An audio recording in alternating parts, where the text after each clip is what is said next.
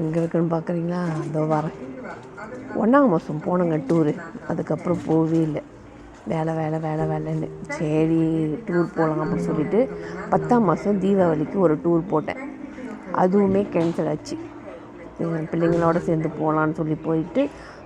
அது அப்படியே கேன்சல் ஆச்சு. அதுக்கப்புறம் வீட்டில் ஃபங்க்ஷன் செஞ்சுட்டேன். அதுக்கு பதிலாக சரி ரொம்ப நாள் ஆச்சே போகலையே அப்படி சொல்லிவிட்டு கொம்போடியா போகலான்னு பிளான் பண்ணேன். கொம்போடியா ஒரு 4 நாள் போயிட்டு வரலாம் அப்படின்னு சொல்லிட்டு விலை குறைவா வந்துச்சு போகலான்னு பிளான் பண்ணேன். எல்லாம் ரெடி ஆச்சு. கடைசியாக கம்பெனியில் லீவு கொடுக்க மாட்டேன்ட்டாங்க. சுத்தமாக லீவே கொடுக்கவே முடியாதுன்னு சொல்லிட்டாங்க. போக முடியாமல் போயிடுச்சு. அதுவுமே எக்ஸ்டெண்ட் பண்ணியாச்சா. சரி 12ஆம் மாதம் 2ஆம் தேதி யூரோப் டூர் போட்டிருந்தேங்க.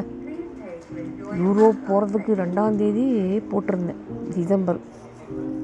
அதுவுமே கேன்சல் ஆச்சு. எனக்கு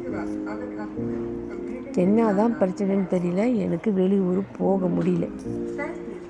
சரி எல்லாமே கேன்சல் ஆச்சே வியட்நாம் போகலாம் அப்படின்னு சொல்லிட்டு வியட்நாம் டிக்கெட் போட்டேன். வியட்நாம் போகிறதுக்கு இன்றைக்கி ஃப்ளைட்டு. நேற்று நைட்டு 12:30 மணிக்கு நான் இங்கே வந்தேன். கேலாய் 2ல் இப்போ அங்கே தான் இருக்கேன். அங்கேருந்து தான் வீடியோ எடுத்துகிட்ருக்கேன். நைட்டு 12:30 மணிக்கு பஸ் ஏறி 5:30 மணிக்கு வந்து இறங்கி 7:30 மணிக்கு செக்கிங் பண்ணி 10:30 மணிக்கு ஃப்ளைட் ஏறி ஃப்ளைட்டில் போய் உட்காந்து எல்லாத்துக்கும் ஹாய் சொல்லி ஒரு வீடியோவையும் அந்த ஐடியில் போட்டாச்சு. 10:30 மணிக்கு ஏறுறது 10:15 ஃப்ளைட்டு, காலை ஃப்ளைட்டு. எல்லாமே பக்காவாக செக்கிங்லாம் போட்டு எல்லாமே போயிட்டு கப்பக்குள்ளே போய் உட்காந்து எல்லாம் ஹாய் சொல்லி அந்த ஐடியில் வீடியோவே போட்டேன். அப்புறம் அவனும் போய் கரெக்டாக ஏறுறதுக்கு அந்த டயர் ஏறுறதுக்கு முறுக்கிக்கிட்டு நிற்பாங்களே, வேகமாக ஃபாஸ்ட்டாக போகிறதுக்கு மேலே ஏறுறதுக்கு அந்த மாதிரி நிற்கிறான். போயிட்டு கப்பை ஏறின பாடல அப்படியே நிற்குது. முறுக்கிக்கிட்டே நின்றுட்டே இருக்கான். என்னடா அது ரொம்ப நேரமாக அப்படியே அங்கேயே நிற்குது. ஒரு 1 hour இருக்குங்க அங்கேயே நின்றுட்டு இருந்துச்சு. அப்புறம் பார்க்குறேன் கொஞ்ச நேரம் வந்து ரிவர்ஸ்லேயே பின்னாடி வந்து பக்கிங்கில் போட்டான். திரும்பியும் பார்த்தா ஃப்ளைட்டு ப்ராப்ளம். என்ன பிரச்சனைன்னு பார்த்தா இன்ஜின் பிரச்சனையாம். போய் மேலே பாடினது தான் என்ன ஆயிருப்பேன், திரும்பி வந்திருக்க மாட்டேன். சரி 1 hour ஆகும் அப்படின்னு சொன்னாங்க. 1 hour தானே சரி உட்காந்துருப்போம்னு சொல்லிட்டு உட்காந்துருந்தோம்.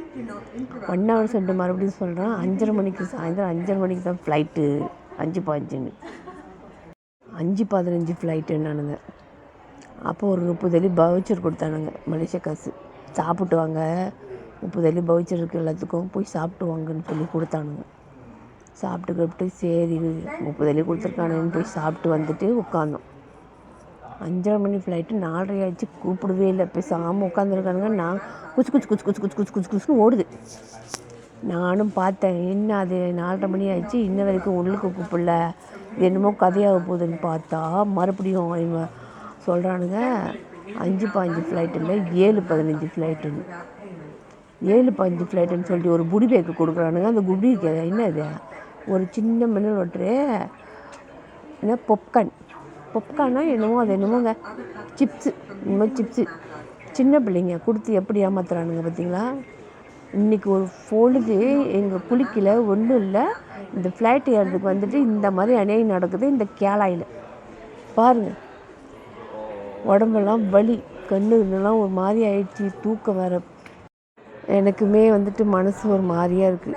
ஏன் இப்படி நடக்குது, எல்லாமே போக முடியாமல் எப்படி ஆயிடுது அப்படின்னு சொல்லிட்டு எனக்குமே வந்துட்டு மனசு ஒரு மாதிரியாக இருக்குது. வீட்டிலலாம் திரும்பி வந்துடு அப்படின்னு சொல்லிட்டு இருக்காங்க. இருந்தாலுமே எனக்குனே இந்த மாதிரி ஒரு வாட்டி நான் பட்டிருக்கேன். போய் அந்த பக்கம் போய் சேர்ந்ததுக்கப்புறம் இல்லாத நியூஸ்லாம் வரும். அந்த மாதிரி தெரிஞ்சிருக்கேன். இந்த வாட்டி என்னான்னு தெரில. இன்ன வரைக்குமே மலேசியா விட்டு நான் போகல.